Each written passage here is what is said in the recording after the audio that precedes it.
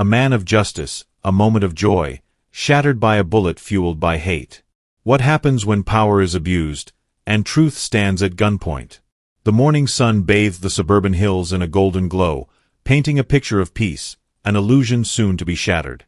James Carter, a seasoned federal prosecutor, had dedicated his life to justice, fighting for the underprivileged in both grand and quiet battles. Today, however, was meant to be different. He was on his way to an event of prestige, the mayor's daughter's wedding, an invitation he could not ignore.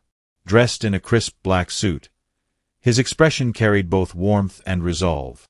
His sleek blue sedan moved effortlessly down the empty suburban road, the world around him alive with the rustle of wind, the flutter of birds, and the gentle hum of nature, an eerie calm before the storm.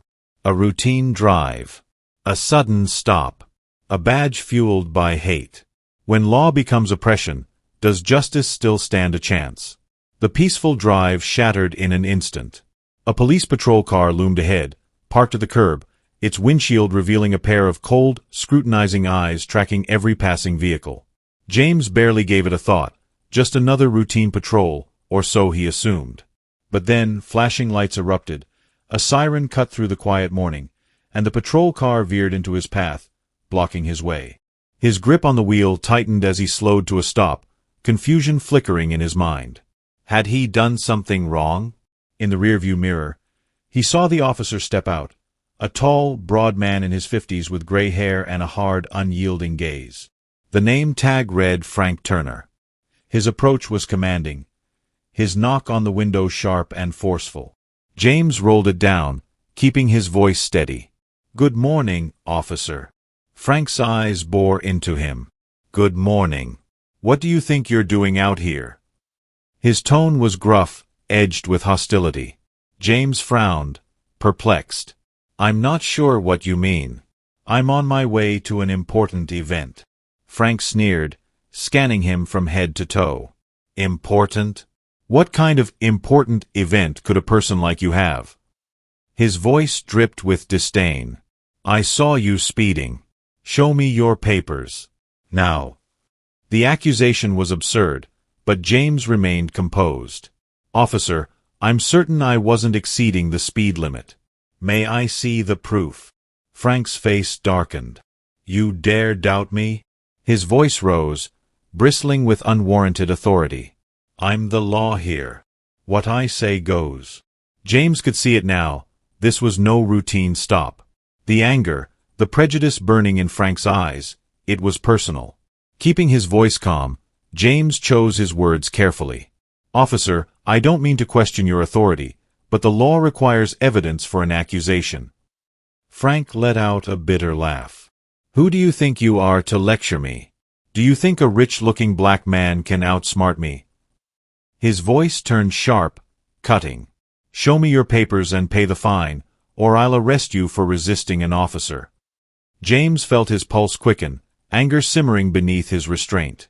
Losing control would only escalate the situation. Locking eyes with Frank, he spoke steadily. "Officer Turner, I mean no disrespect, but I will not pay a fine without proof. I respect the law, and I believe you should too." That did it. Frank's face twisted with rage. He slammed his fist against the car door, his voice a growl. "Get out of the car. Now." James didn't move. "I don't understand. What have I done wrong?" Frank's fury boiled over. Another pound on the door. "You didn't listen to me. Get out of the car, or I'll drag you out myself." James met his glare, his voice unwavering. "Officer, I will comply if you have a valid reason. But if you continue to abuse your authority, your actions could have serious consequences." The air between them crackled with tension. Justice and power stood face to face, and only one would prevail. When the law turns its gun on justice, who will hold it accountable? A traffic stop, a trigger pulled, and a truth too powerful to silence. Frank smirked, his eyes gleaming with arrogance. "Consequences? You think you're threatening me? I am the law here." James Carter exhaled slowly, suppressing the frustration simmering inside him. With measured control, he pushed open the car door and stepped out, his movements calm yet deliberate. His hands remained relaxed at his sides, but his unwavering gaze stayed locked on Officer Frank Turner. The tension crackled between them like a storm ready to break. Frank stepped closer, barely half a meter away, his glare piercing, predatory. "You think you're smart, don't you? Nice suit, fancy car, but I know your type. Climbing out of some gutter, thinking you can be somebody." James clenched his jaw but held his composure. "Officer, you've crossed the line. I did nothing wrong, and I demand you prove your accusation if you claim I violated traffic law." Frank let out a sharp, condescending laugh. "Prove? What do you think I need to prove? I said you were speeding, so you were speeding. That's all there is to it." He yanked out his ticket book, scribbled hastily, and shoved it toward James. "Sign it. Pay the fine. Or I take you in." James folded his arms across his chest. "I don't sign anything when I know I've done nothing wrong. If you have no proof, I reserve the right to file a formal complaint." Frank's fingers curled into fists, his face twitching with barely restrained fury. "A complaint?" he scoffed. "You think I'm scared of that? I've seen dozens like you try, and guess what? None of them succeeded." He stepped even closer, his voice a venomous whisper. "Do as I say, or else." James met his stare without flinching. "Or what, officer? You going to abuse your power? Violate the law you swore to uphold?" His tone was steady, controlled, a challenge wrapped in calm resolve. "I'm giving you a chance to stop before this goes too far." And then, in an instant, the line was crossed. Frank's hand darted to his holster, and before James could react, the officer's gun was aimed squarely at him. "Hands on your head. I won't let you pull anything." For a split second, James felt his heartbeat thunder in his ears. But fear would solve nothing. He raised his hand slowly, his voice calm yet edged with steel. "Officer, this is reckless and unnecessary. I am unarmed. I am not a threat. You need to think about what you're doing." Frank's grip on the gun tightened. His breathing was erratic, his eyes wild with anger and something else, something dangerously unstable. "Don't play games with me. I know exactly what you're up to. Always playing the victim." James held his gaze, unwavering. "You are making a mistake, Officer Turner." He moved deliberately, reaching into his pocket. "I'm calling someone who can clarify this situation." "Stop!" Frank barked, his face contorted with rage. "Don't do anything stupid." And then, bang. The gunshot exploded through the morning air. Pain tore through James's leg, burning and sharp. He collapsed onto the pavement, clutching his bleeding thigh, but even through the agony, his mind remained clear. Losing control meant losing everything. Frank took a step back, panic flickering behind his hardened expression, though he tried to mask it. "You should have just listened," he muttered. James, gritting his teeth against the pain, pulled out his phone, his fingers steady as he dialed. A voice answered. "Mayor Miller," James spoke, his voice controlled despite the searing wound. "This is James Carter. I was just stopped by an officer. And I've been shot. I need you here, immediately." A stunned silence on the other end, then urgency. "Mr. Carter, where are you?" "I'm coming now." James gave his location before ending the call. His composure only deepened Frank's unease. "Who did you call?" Frank demanded, his voice laced with nervousness. "Don't think you can weasel out of this." James lifted his head, his expression unwavering. "I just called the mayor. I was invited to his daughter's wedding today. I'm not the one in trouble here."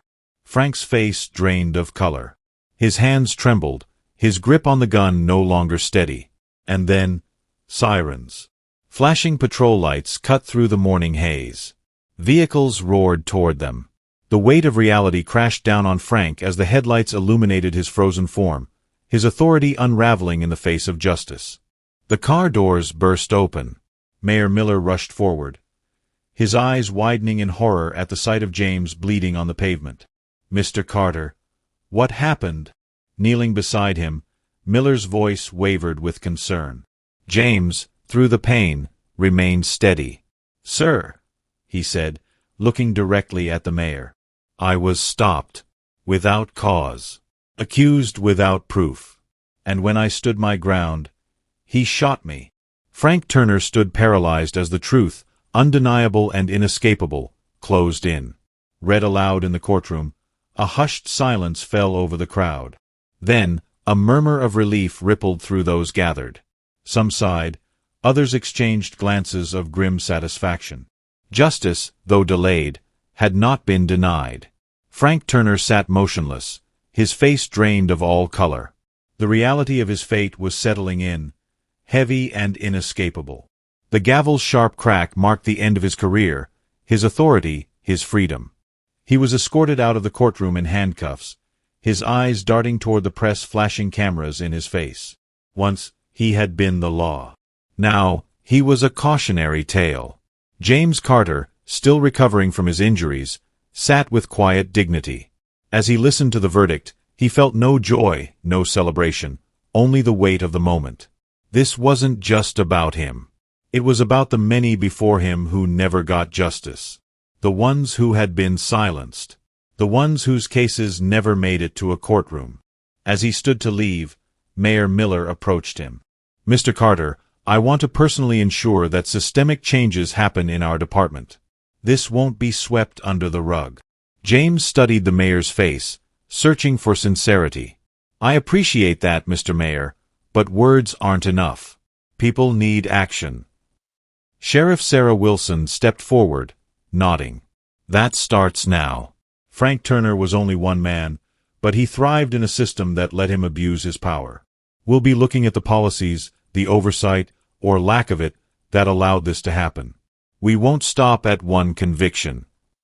James extended his hand, shaking both of theirs. Then maybe, just maybe, real justice has begun. As he walked out of the courthouse, the cool air filled his lungs. The weight of what had happened, what had almost happened, sat heavy on him. But the fight wasn't over. It never was. And he wasn't done yet. This story is not just about exposing a corrupt police officer, but a powerful example of justice and courage. When the verdict was announced, the courtroom fell silent. Frank Turner lowered his head in shame, knowing that nothing could undo his actions.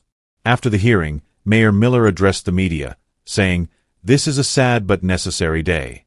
Frank Turner's actions not only harmed Mr. Carter but also damaged the community's trust in our police force. We are committed to ensuring that no one is above the law. On the other hand, James Carter recovered quickly from his physical injuries, but the psychological scars remained as a reminder of what he had endured. However, instead of letting this experience break him, he turned it into strength and became a strong advocate for justice and reform. In a national TV interview, he stated, "This is not a personal victory. This is a victory for justice. But the fight doesn't end here. We must continue working to ensure that such abuses never happen again." His story inspired millions, especially those who had faced injustice. Many human rights organizations began demanding major reforms in police training and oversight to prevent similar incidents in the future. This case also brought significant changes to local law enforcement.